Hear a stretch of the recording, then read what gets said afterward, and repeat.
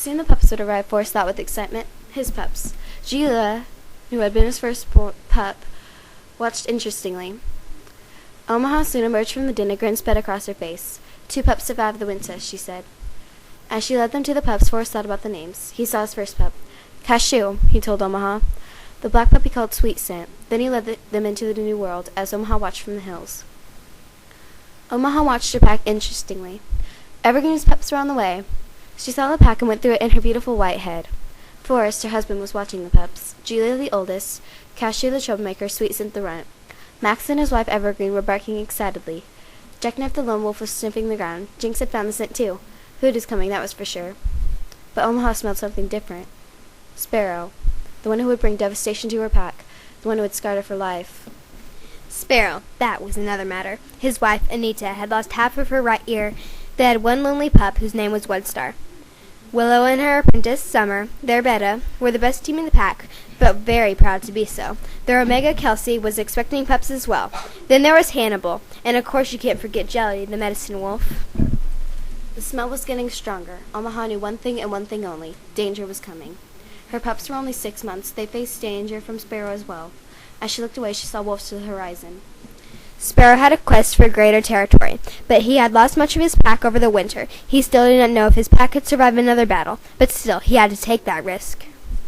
Omaha told her daughter Julia, "They are coming, Sparrow and his pack. Hurry, warn the others." Sparrow, Anita, Hannibal, Willow, and Jelly looked at each other wearily, and onward they charged. As Julia raced to tell the others, Omaha called her son Cashew. "Hide as far away as you can." "Sure," he said nervously. Anita could see the fire in her husband's blazing eyes, ready to fight, ready to kill. "Sweet Scent, where's Sweet Scent?" said Forrest. "Here, father," yelled the frightened wolf pup.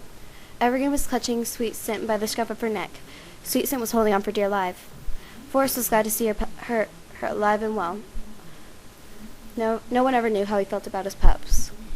"You remember the old hiding place, Forrest?" said Evergreen. "Yep, I do," said a curious Forrest. While they found the hiding place, the Zappas were having troubles of their own. Max had torn out Hannibal's eye, which had sent him running to parts unknown. "Traitor," Willow said under her breath as the fight raged on. Evergreen found the hiding place and put Sweet Scent in it, so she was out of harm's way. Then ran to the den to help Omaha prepare for battle. Julia, the pup of the first litter, imitated her mother in preparing for the fight. Willow and Jelly had been killed by Forrest. No more Sparrow pleaded with no one in particular. Then he found Omaha, ready to take back all he had lost. He ran toward Omaha. Omaha felt every bone in her body quiver with horror as Sparrow raced toward her. "Sparrow," she said, "you're coming for my pups." "Your pups are your territory," snarled Sparrow. "Over my dead body," she said strictly. "It's treason then," said Sparrow. "That's the point," thought Sparrow. "You have to die." Then suddenly, as it started, it was all over. With sharp scratch across the face, he backed away. "You win," he said in a tone of defeat. Omaha and her pack were celebrating. Jinx and Jackknife had caught a muskox during the battle. The pups were safe, that's all that mattered. She congratulated Jinx and Jackknife on their hunt and looked to the horizon. She ran to her husband, proud and so happy he was alive and well. She knew Kelsey had lost a lot. She grieved for her as she celebrated. As the Zappas howled in great loss, Kelsey looked out into the great forest. Her husband was out there, probably lying dead. She grieved as she looked into space, but nothing was worse than this. Omaha looked onward. Her pack was safe. That was it, right? No. She destroyed lives, and no one deserved to lose their life, no matter what they've done. She ran to the great rock to pray for those who had lost so much.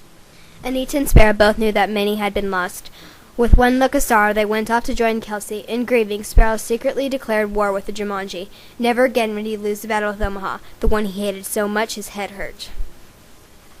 As Omaha saw the shooting star that night, she wished for harmony, as the Zappas wished for victory.